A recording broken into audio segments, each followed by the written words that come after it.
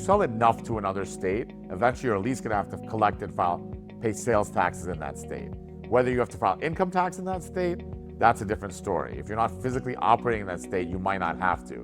But basically, it comes down to if you operate in multiple states, you want to work with a professional so we can analyze what you have to file and pay. If you don't collect, file, pay what you do, and they come after you, it's just going to be a very expensive, lengthy process to get caught on. So if your business operates in multiple states, that means you're allocating income to these different states. You either have employees, contractors, offices in these different states. So you want to work with someone who not only knows how to file tax returns in all these states, but allocate all the income accordingly and do the calculations right. Because if you do them wrong, then you have all these different jurisdictions that can come after you for back taxes, penalties, and interest. So you want to work with a firm who knows what they're doing. I actually just reviewed something earlier this week. This potential client came to us online because he got a notice from New York City, basically a city resident audit, because he filed New York State pretty well, but he didn't file as a New York City resident. So he has to amend his return to file as a New York City resident to pay New York City income taxes. But then on a deeper dive, what we also realized is that for those years, he had filed in California and Virginia, and his preparer did not get him the state resident credit on his New York State IT 201 full year resident New York State return for taxes paid to California and Virginia.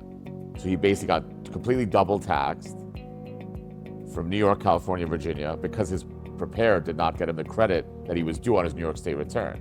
This person was $1 million plus earner, a big software engineer at one of these tech companies. A 7-figure earner is leaving on the table at least $10,000 to $20,000 when this kind of mistake happens.